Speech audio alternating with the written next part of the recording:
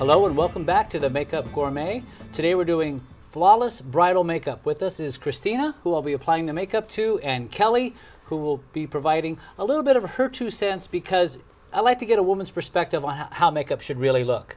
All right, today's look is flawless bridal makeup, so let's get started because there's a lot to get this makeup done. What's most important with your skin is that you don't create a shine. So there are many of anti-shine products out there. You apply to your skin before you start the makeup. I'm using one from Smashbox, and I'm using a synthetic nylon brush, and I want you to really hit the hot spots. That's going to be just above the brow bone, down the nose, and across the chin. Now I want you to notice that this look is half baked on Christina already. I want you to see the look the before, and then also when I get finished for the after. Anti-shine is a great addition.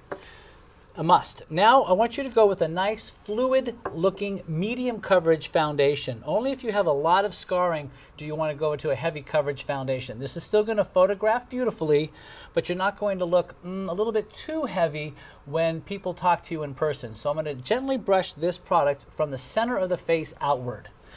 Now when you're applying foundation, always work in smooth, long strokes from the center of the face out. Don't go back and forth. You want the skin to reflect beautifully, so the more even and the more length you put into the stroke, the more beautiful the makeup looks. Now the most difficult part of this look is of course the eyes. So let's get right to the eyes. I'm going to show you how to get these eyes to pop on camera and also look beautiful in person. Always the eyebrow is the frame to the eye. So for Christina's brow, because it's a little bit sparse, I'm choosing to use a powder to fill in her brows.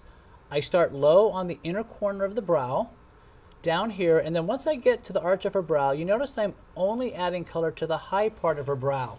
What that's going to do is going to simulate a slightly higher arch without exaggerating her brow. We're going to enhance it to its fullest, but we're not going to be exaggerating. You want to stay away from exaggeration with this makeup. Other looks is appropriate, but not this one. Look at that, beautiful. It frames her eye just right.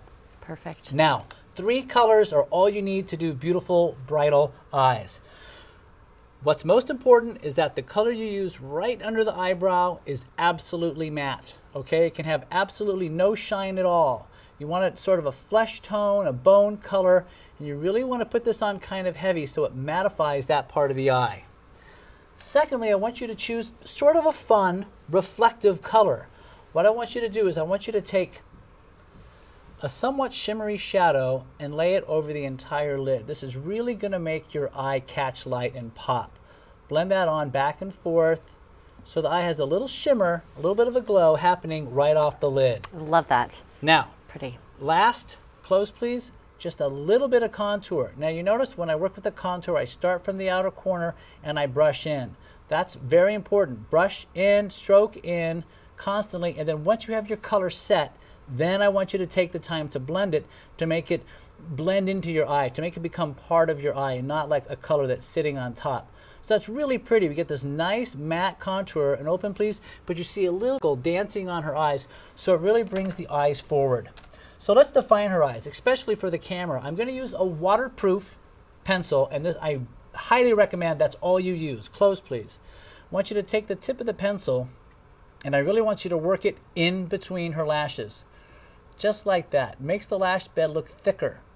You don't want that line sitting up above the lashes. You want it nice and tight so it really shows off the eyes. Open, please.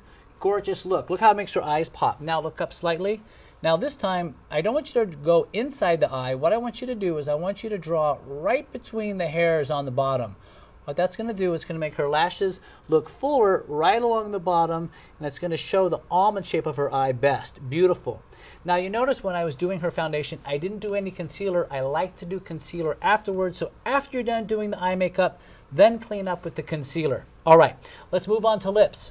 So for the lips, take time with your pencil to define the shape of your mouth. You want to define the bowl of the lip here, okay?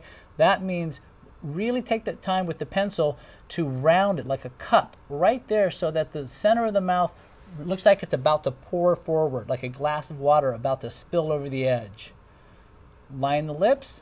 If you want, take your brush and gently soften that line before you put the lipstick on, just so that the lipstick blends in better. Now I'm going to suggest you use a brush when you do even your own lipstick. It's great for us makeup artists because it's just easier to apply. But notice how I'm taking that brush and I'm pushing that color into her lips. This way the color looks like it's staining her lips. It's pushing up out of her lips. I think it's just unattractive when we see a film, a layer over the lips. And it just doesn't make the lips look approachable. You want your lips to look very attractive, very approachable. And to diffuse the liner.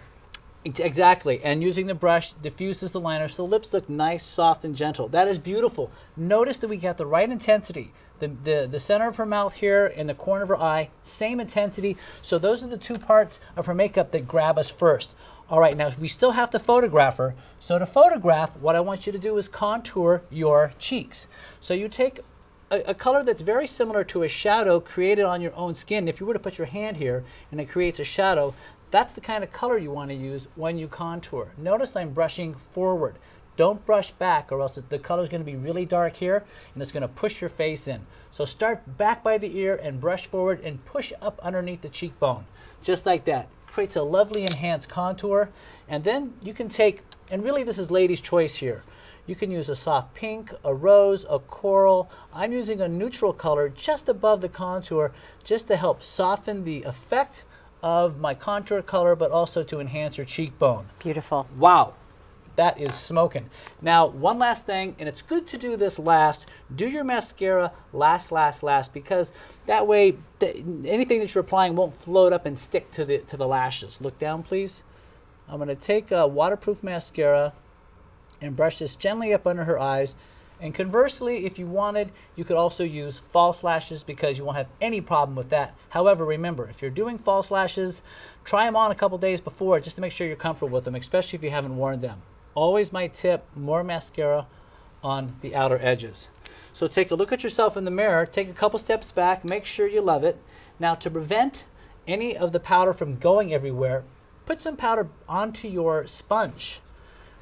Push the powder into your hand with the sponge, and then you can gently press a little bit more powder onto your face, and the powder won't float down and stick to your lashes or anything like that, and really mattify the center of the face. This is a nice final touch that makes your makeup look perfect, complete, and very photo friendly. Beautiful. Wow. Look at that. Gorgeous, gorgeous, flawless bridal makeup. Just a few steps. I understand this looks a little bit more intricate than others, but if you take the time, you'll really get beautiful, balanced results. Thank you so much for taking the time to learn about how to do flawless bridal makeup. I just want to point out that you saw me using lots of brushes to get your makeup done. And I suggest you get used to using brushes if you haven't already. I handpicked 12 great brushes. They're all in my kit, which you can get at makeupgourmet.com, as well as all the colors we use will be there. You can go to makeupgourmet.com, pick a color. It takes you to Sephora.com, and they will help you get the colors you need. So thank you so much for watching. When we come back, we're going to go to the cosmetic department and learn all about our brand of the day. Gourmet. Gourmet. Gourmet. Gourmet. Well, that's it for another episode of Makeup Gourmet. I hope you learned a few tips today. Now, I want to remind you that you're not alone when you go shopping. Available as a download at makeupgourmet.com is my book, Cosmetic Counter Survival Guide, How to Buy the Right Skincare and Makeup. Now, this guide will answer all the questions you need to ask yourself before you go shopping. That way, every purchase is a successful one. Also, remember the right tools for the right job. That's why I made available to you my 12-piece All-Pro brush set. Now with this set, it will provide you with every brush you need in order to apply your makeup perfectly every single time. Well, we'll see you next time when we cook a look at Makeup Gourmet. Makeup Gourmet provides you with up-to-date application and product information for your daily makeup needs. Each episode is dedicated to a specific lifestyle makeup, as well as broadening the viewer's expertise in how to select and purchase product for themselves. Makeup Gourmet welcomes your comments, suggestions, and questions. Please visit makeupgourmet.com for the latest Makeup Gourmet news, including past, current, and upcoming episodes, application reviews, and a simple one-step process to order your personal beauty products.